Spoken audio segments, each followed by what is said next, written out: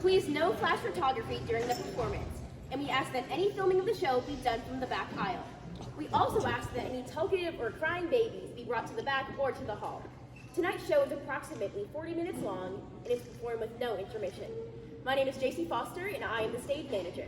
It is my privilege to present to you the Lamar Consolidated Junior High one-act play first place show, and for the first time in district history, winner of both Best Actress and Best Actor awards. I would like to say thank you to all the parents who have so generously supported our process. We dedicate this performance to you. We hope that you enjoy our show as much as we have enjoyed creating it for you. And without further ado, I present to you The Importance of Being Earnest by Oscar Wilde.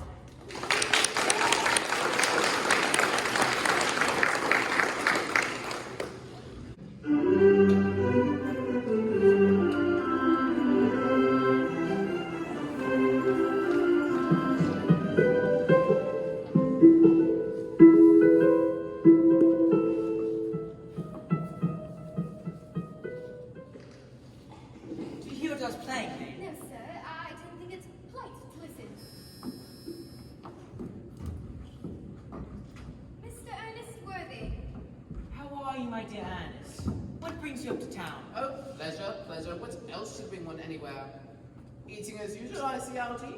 I believe it is customary in good society to take some slight refreshment. Where have you been since last Thursday? Oh, in the country. What on earth do you do there? When one is in the country, one amuses other people. Who is coming to tea? Oh, me, the Aunt Augusta, and Gwendolyn. How perfectly delightful. Yes, that is all very well. But I'm afraid Aunt Augusta won't quite approve of your being here. May I ask why?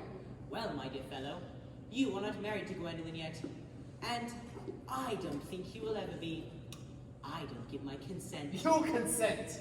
Well, my dear fellow, Gwendolyn is my first cousin, and before I allow you to marry her, we will have to clear up the whole question of Cecily. Cecily? What on earth do you mean? What do you mean, Algie, by Cecily? I don't know anyone of the name of Cecily. Bring me that cigarette case Mr. Worthing left in the smoking room last time he dined here. Ah. Do you mean to say you've had my cigarette case all this time? Now take a look at the inscription inside. I find that this thing isn't yours after all. Of course it's mine.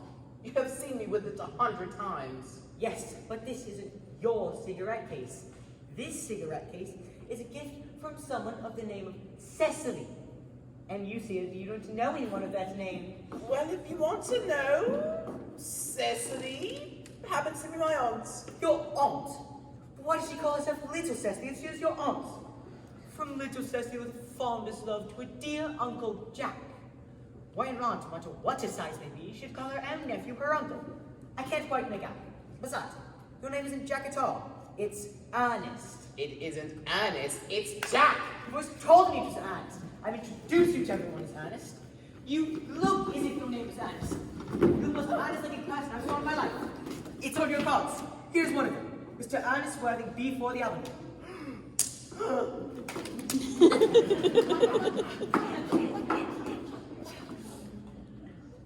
Well, my name is Ernest in town and Jack in the country. And the cigarette case was given to me in the country. I've always suspected you of being a confounded secret reversed. I'm quite sure of it now. Bunburyist? What on earth do you mean by Bunburyist? I'll reveal to you the meaning of that incomparable expression as soon as you are kind enough to inform me why you are Ernest in town and Jack in the country. It's perfectly ordinary. Old Mr. Thomas Cardew, who adopted me when I was a little boy, made me in his will guardian to his granddaughter, Miss Cecily Cardew, who addresses me as an uncle, lives at my place in the country. When one is placed in the position of guardian, one has to adopt a very high moral tone on all subjects. It's one's duty to do so. And in order to get up to town, I've always pretended to have a younger brother of the name of Ernest, who lives in the Albany and gets into the most dreadful scrapes. That, my dear Algie, is the whole truth, pure and simple. I was quite right in saying you were confirmed by Burst. One must advance the Burst, I know. What on earth do you mean? You have invented a very useful younger brother called Ernest, in order that you might be able to come to town as often as you like. I have invented an invaluable permanent invalid called Bunbury, in order that I might be able to go down into the country whenever I choose. it weren't for Bunbury's extraordinary bad health. For instance, I wouldn't be able to dine with you tonight at Willis's, for I've been really engaged on Augusta for more than a week. You had much better dine with your Aunt Augusta. I haven't the slightest intention of doing anything of the kind. Not I know you to be a confirmed barbarianist. I'm not a Bunburyist at all. If Gwendolyn accepts me, I'm going to kill my brother. Indeed, I think I'll kill him in any case. Cecily is a little too much interested in him. So, I'm going to get rid of Ernest, and I strongly advise you to do the same. Nothing will induce me to part with Bunbury. And if you ever get married, be very glad to know Bunbury. This is nonsense. If I marry a charming girl like Gwendolyn, I certainly won't want to know Bunbury. Ah, then it must be on to Augusta. Now, if it gets out of the way for just 10 minutes, that you might have an opportunity of proposing to Gwendolyn, may I dine with you tonight at Willis's? I suppose. Lady Bracknell and Miss Fairfax. Good afternoon, dear Algernon. I hope you are behaving very well. I'm feeling very well, Aunt Augusta. That's not quite the same thing. In fact, the two things rarely go together. And now I think I'll have a cup of tea with one of those nice cucumber sandwiches you promised me. Certainly, Aunt Augusta. Won't you come and sit here, Gwendolyn? Thanks, Mama. I'm quite comfortable where I am. Good heavens! Lane, why are there no cucumber sandwiches? I ordered them specially. There were no cucumbers in the market this morning, sir. I went down twice. No cucumbers? No, sir, not even for ready money. That will do, Lane. Thank you. Thank you, sir. I'm greatly distressed, Aunt Augusta.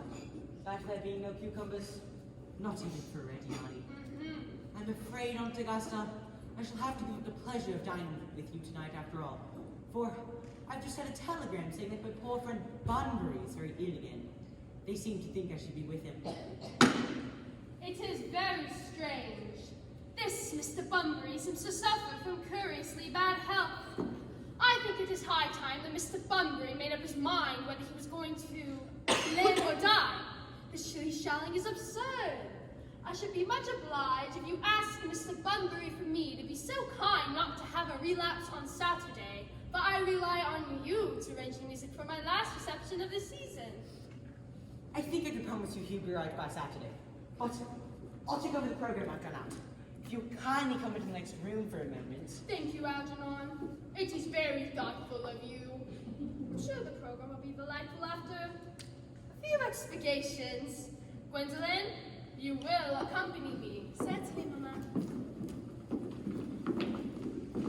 I would like to be allowed to take advantage of Lady Bracknell's temporary absence. I would certainly advise you to do so. Mother has a way of coming back suddenly to a room. Miss Fairfax, ever since I met you, I have admired you more than any girl I have ever met since I met you. Yes, I'm quite well aware of the fact. And even before I met you, I knew I was destined to love you. You really love me, Gwendolyn. Passionately, my own Ernest. But you don't really mean to say that you couldn't love me if my name wasn't Ernest, because I don't think the name suits me at all. It suits you perfectly. It is a divine name. It has a music of its own. It produces vibrations. Gwendolyn, I must be christened at once. I need thee. We must get married at once. There is no time to be lost. Married, Mr. Worthing? But you haven't proposed to me yet. Nothing has been said at all about marriage. The subject has not even been touched on. Well, may I propose to you now? I think it would be an admirable opportunity, and I think it's only fair to tell you quite frankly beforehand that I'm fully determined to accept you. Gwendolyn, Yes, Mr. Worthing? Gwendolyn, will you marry me? Of course I will, darling. How long have you been about it? Mr. Worthing! Rise, sir, from the semi-recumbent pastures, most indecorous. Mama, I must beg you to retire. This is no place for you. Besides, Mr. Worthing is not quite finished yet. Finished to what, may I ask? I'm engaged to Mr. Worthing, Mama.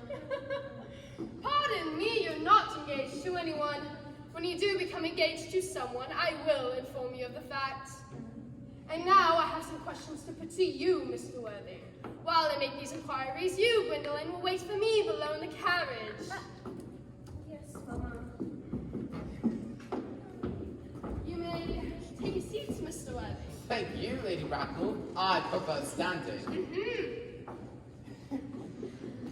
I feel bound to tell you that you're not down on my list of eligible young men.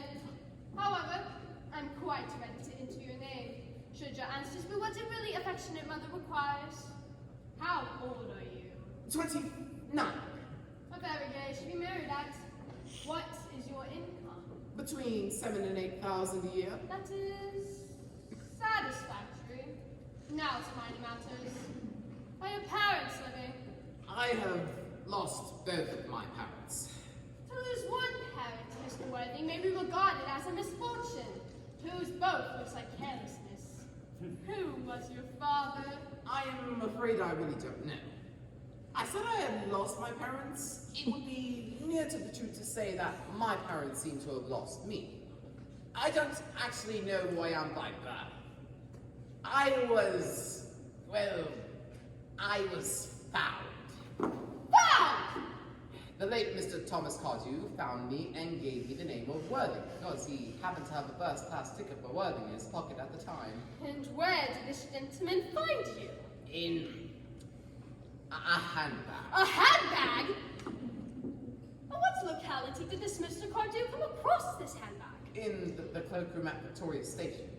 It was given to him in mistake for his own. The cloakroom at Victoria Station? Yes, the Brighton line. The line is immaterial, Mr. Worthing! I confess I feel somewhat bewildered by what you have just told me. The particular locality in which the handbag was found. A cloakroom at a railway station could hardly be regarded as an assured basis for a recognized position in good society. May I ask you then what you would advise me to do?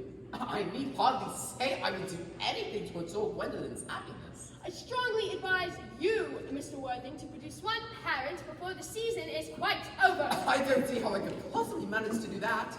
I can produce a hammock at any moment. It is in my dressing room at home. I really think that would satisfy you, Lady Bracknell. Me, sir! What has this to do with me?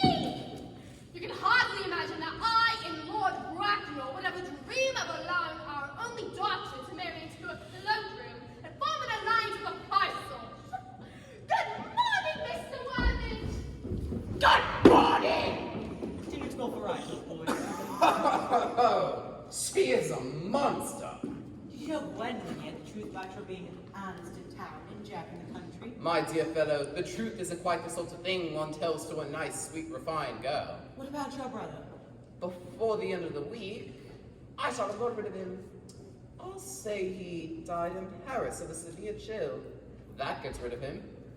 But I thought you said that Miss Cardew was a little too much interested in your poor brother Ernest. Don't you feel his loss a good deal? Cecily is not a silly romantic girl, I'm glad to say.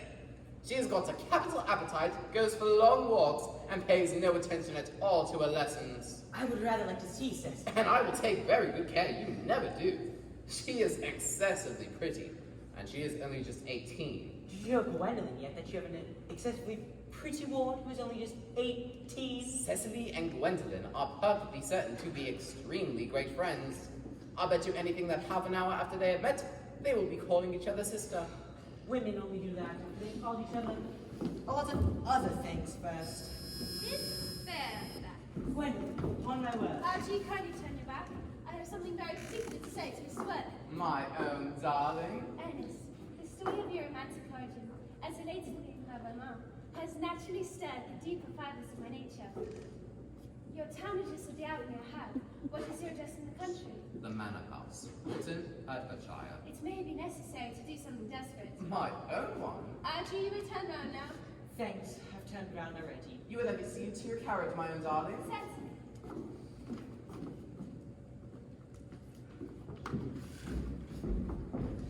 Lady, I'm going to Bunbury. Yes, sir. I shall probably not be back till Monday. Yes, sir. I hope to be a fine day, Lane. Oh, it never is, sir. You're a perfect pessimist, Lane. I do my best to give satisfaction, sir. Cecily!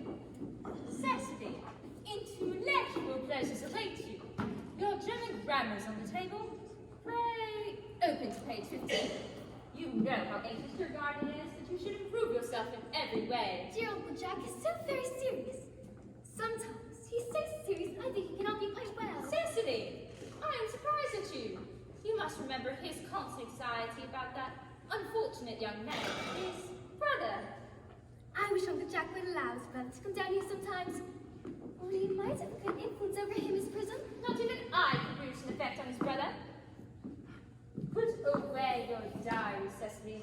I really don't see why you should keep a diary at all. I keep a diary in order to add to the wonderful secrets of my life. If I didn't write them down, I should probably forget all about them. Memory, dear Cecily, is a diary we all carry about with us. I believe that memory is responsible for all the 3-volume novels. Do not speak slightingly of 3-volume novels, Cecily. I wrote one myself in earlier days. But I see Dr. Chausible coming up through the garden. Dr. Chausible, this is indeed a pleasure. And how are we this morning? Miss Prism, you are, I trust, well. Miss Prism has just been complaining of a slight headache. Oh! I've been giving to her so much good. I was sure to do the park, Dr. Chausible. Cecily, I have not mentioned anything about a headache. No, dear Miss Prism, I know that. But I felt instinctively that you had a headache. I think, dear doctor, I will have a stroll for you. Oh! I find I have a headache after Oh. and a walk might do good. With pleasure, Miss Prism, with pleasure.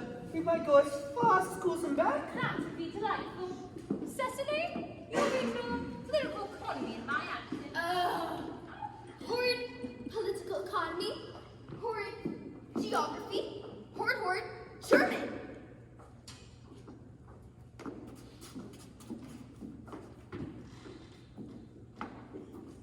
Mr. Ernest Worthing has just driven over from the station. He's brought his luggage with him. Mr. Ernest Worthing Beeful, the Albany W, Uncle Jack's brother. Did you tell him Mr. Worthing was in town? Yes, miss, he seemed very much disappointed. I mentioned that you and Miss Prism were in the garden. He said he was anxious to speak to you privately for a moment. Ask Mr. Ernest Worthing to come here. Yes. I've never met any really wicked person before. I feel rather frightened. You are my little cousin Cecily, I'm sure. You, I see from your cards, are Uncle Jack's brother. My cousin Ernest. My wicked cousin Ernest. Oh, I'm not really small, cousin Cecily. I hope you've not been leading a double life. Pretending to be wicked and being really good all the time. That would be hypocrisy. Now you mention the subject, I have been very bad in my own small way. That is why I want you to reform me, cousin Cecily. I don't think it can be right for you to talk to me like that. Miss Prism never said things to me. Then Miss Prism is a short-sighted old lady, the prettiest girl I've ever saw. Miss Prism says that all good looks are a snare. There are snares every sensible man would like to be caught in. Oh, I don't think I would care to catch a sense from that. I shouldn't know what to talk to him about. You are too much alone, Dr. Chausible. You should get married. You do not seem to realize, dear doctor, that by persistently remaining single, a man converts himself into a permanent public temptation. Mr. Worthing! This is indeed a surprise. We did not look for you till Monday afternoon. I returned sooner than I expected. Dr. Chausible, my brother, You leading his life with pleasure. dead. Oh, your brother, Ernest, dead? Quite dead. What a lesson from. I trust you will profit by it. Were you with him at the end? No, he died abroad in Paris, in fact. I had a telegram last night from the manager of the Grand Hotel. Was the cause of death mentioned? A severe chill, it seems. You would no doubt wish me to make some slight allusion to this tragic domestic affliction next Sunday. My ceremony on... Dr. Chausible, I suppose you know how to christen, all right? Ah! Is there any particular infant in whom you are interested, Mr. Worthing? No. The fact is, I would like to be christened myself this afternoon. Or if you think I am a little too old now. Not at all. This sprinkling is all that is necessary, or I think advisable, or whether so changeable. What hour would you wish the ceremony performed? Oh, I might try on 5, if that would suit you. Admirably, admirably. Uncle Jack! Oh, I am pleased to see you back. What's the matter, Uncle Jack? Do look happy. I've got a surprise for you. Who do you think is in the dining room? Your brother!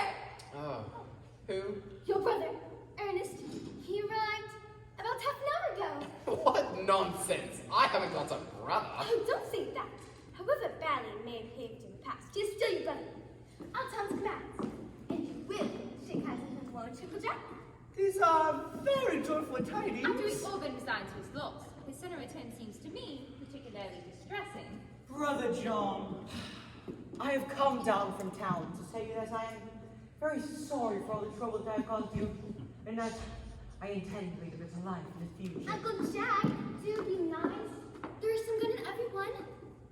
Ernest has been telling me about his pillow with a friend, Mr. Bunny. Oh, I won't have to talk to you about bun betting or about anything else. Uncle Jack, if you don't shake hands with Ernest, I will never forgive you. Never forgive me. Never, never, never.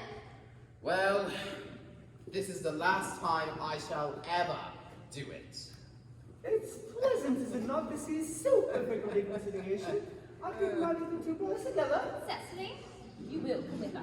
Certainly, Mrs. Biscuit. My little task of reconciliation is over. You've done a beautiful action today, dear child. You young scoundrel, Aldi, you must get out of this place as soon as possible. I don't allow any bun betting here. I put Mr. Ernest's things in the room next to yours, sir. I suppose that is all right. Merriman, order the dog cart at once.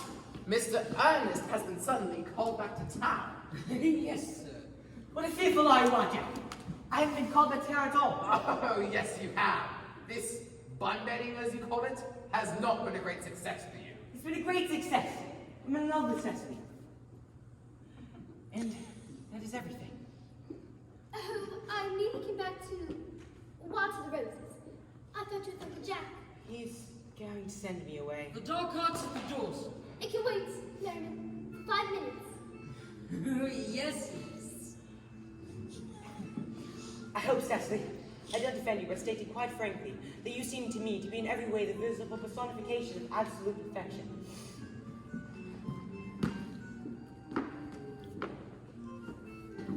Ever since I looked upon your wonderful and incomparable beauty, I have dared to love you wildly, passionately, devotedly, hopelessly. The dog cart is waiting, sir. Tell him to come around next week, at the same hour. Yes, sir. I don't care for anybody in love but you. I love you, Cecily.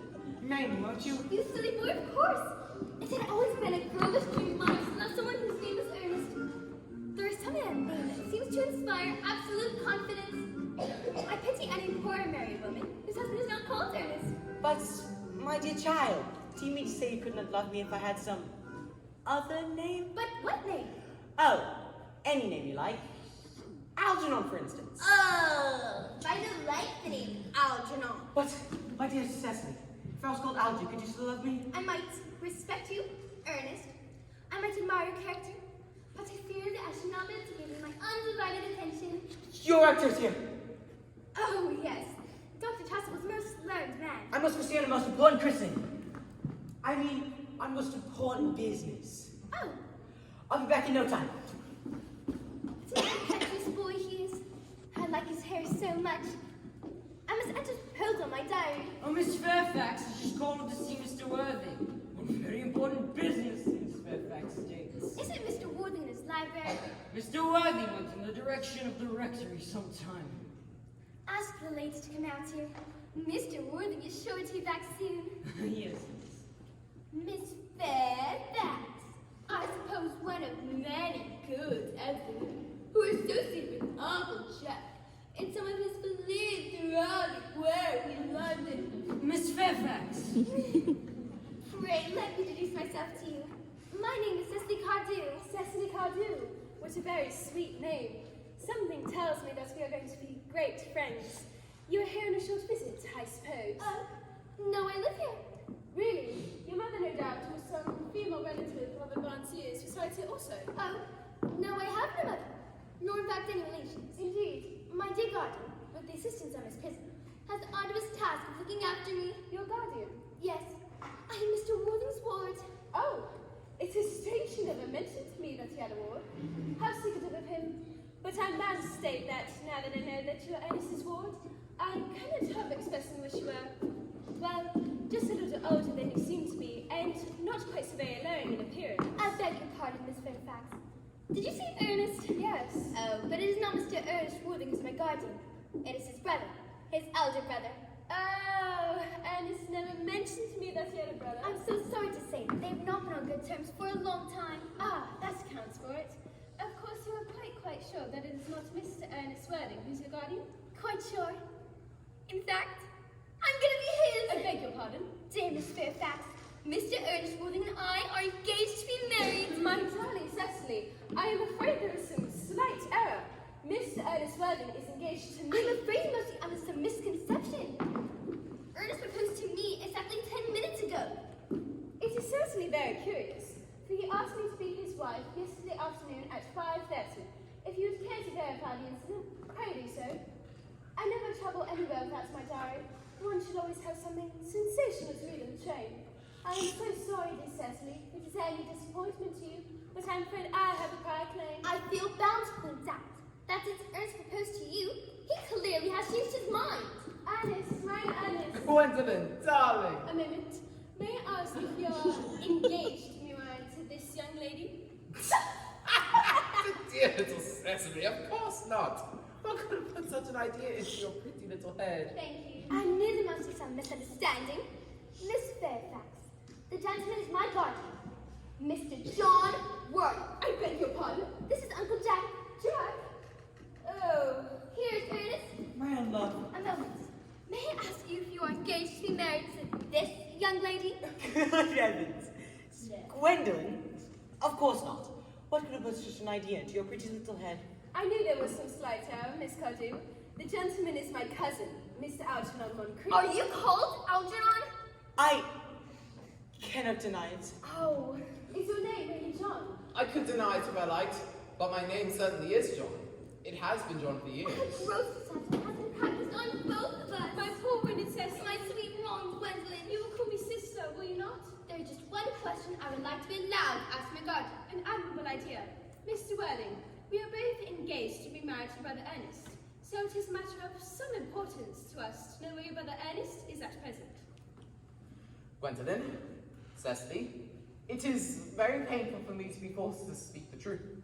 It is the first time in my life that I've ever been reduced to such a painful position, and I am really quite inexperienced in doing anything of the kind. However, I will tell you quite frankly that I have no Brother Ernest. I'm afraid it is quite clear, Cecily, that neither of us is engaged to be married to anyone. Gwendolyn, your common sense is invaluable. Mr. Moncrief, kindly answer me the following question. Why did you pretend to be my guardian's brother? In order that I might have an opportunity of meeting you. That certainly seems like a satisfactory explanation, does it not? Yes, dear, if you can believe him. I don't. But that does not affect the wonderful beauty of his answer.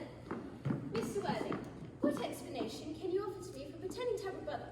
Was it in order that you might have an opportunity of coming up to town to see him as often as possible? Can you doubt it, Miss Fairfax? I have the gravest doubts upon the subject, but I intend to crush them. The explanations appear to be quite satisfactory, especially Mr. Worthing. I am more than content. Then you think we should forgive them? Yes. I mean, no! True, I have forgotten. Their Christian names are still an unsuperable barrier. Our Christian names, is that all? But we're going to be Christian this afternoon. Darling! Darling, Lady Bracken. Gwendolyn, what does this mean? Merely that I am engaged to be married to Mr. Worthing, Mama. You are nothing of the kind, dear. Now, Algernon, may I ask if it is this house that your invalid friend, Mr. Bunbury, resides? Oh, Bunbury? No. He was quite exploded.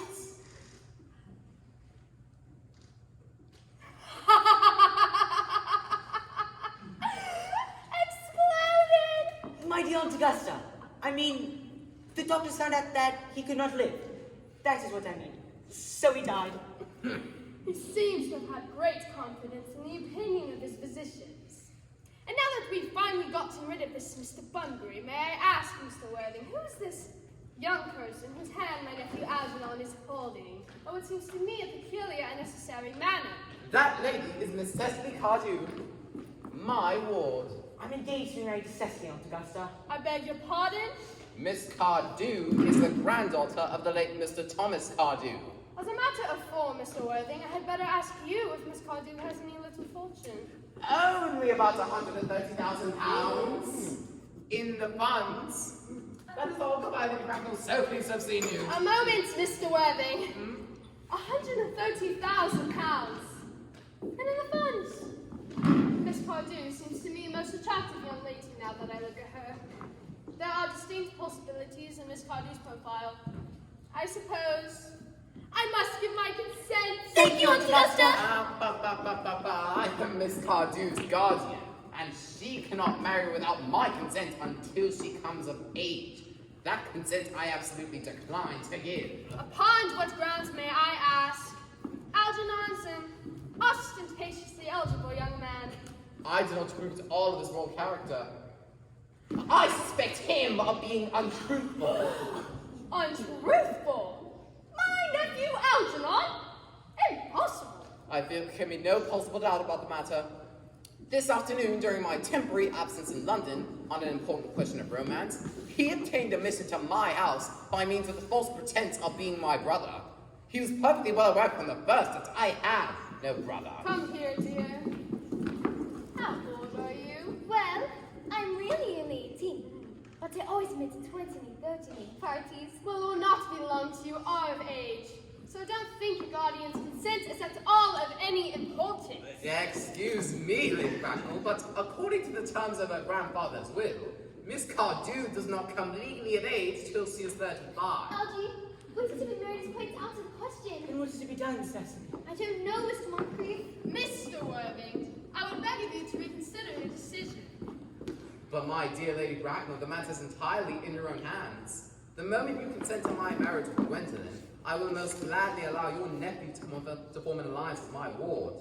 What you propose is out of the question. Then a passionate celibacy is all that any of us can look forward to. That is not the destiny I propose for Gwendolyn. Come, dear. Our dear is quite ready for the christenings. I don't think it would be of much practical value to either of us, Dr. Chausible. I am grieved at such sentiments from you, Mr. Worthing. I will return to the church at once. Indeed, I have just been informed that Miss Prism had been waiting for me in the vestry. Prism! Did I hear you mention a Miss Prism? She approaches, she is nigh. Dear Cannon, I've been waiting for you. Prism!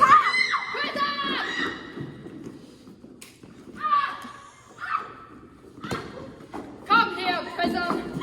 Prism, where is that baby? 28 years ago, Prism, you left Lord Bracknell's house in charge of a preambulator that contained the baby of a male sex. You never returned. A few weeks later, through the elaborate investigation with the Metropolitan Police, the preambulator was discovered at midnight, standing alone in a remote corner of Bayswater. It contained a manuscript of a 3-volume novel of more than usual revolting sentimentality. But the baby wasn't there. Prism, where was that baby? Bracknell! I admit with shame that I do not know. On the morning of the day you mentioned, I prepared to take the baby and its predator. I had also with me a handbag in which I intended to place the manuscript of a work of fiction I had written. In a moment of mental abstraction, I deposited the manuscript in the bassinet and placed the baby in the hunchback. Miss Prism, this is a matter of no small importance to me. I insist on knowing where you deposited the handbag that contained that infant. I left in the cloakroom of one of the larger railway stations in London. What railway station? Victoria! The Brighton Lane. Miss Prism, I was the baby you placed in it. You? Yes. Mother. Mr. Worthing, I am unmarried. Unmarried? Mother, I forgive you. Mr. Worthing, there was some error. There is this. Who can tell you who you really are? Lady Bracknell? I am afraid the news I will give you will not altogether please you.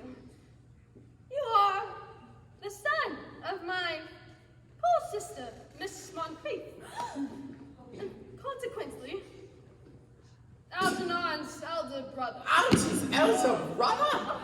Then I have a brother after all. I knew I had a brother! I always said I had a brother! My own, but what is your Christian name? Good heavens, I quite forgotten that point. Auntie Augusta, what name was I given? You mean that eldest son, you're actually christened after your father. Yes, but what was my father's Christian name? The general was called Ernest. Ernest, mine Ernest. I thought for the first. You can have no other name. Coincidence. It is a terrible thing for a man to find out suddenly that all the time he's been speaking nothing but the truth. Letitia! Cecily. Coincidence. My nephew, you seem to be displaying signs of triviality. On the contrary, Aunt Augusta, I've now realized for the first time in my life the vital importance of being earnest.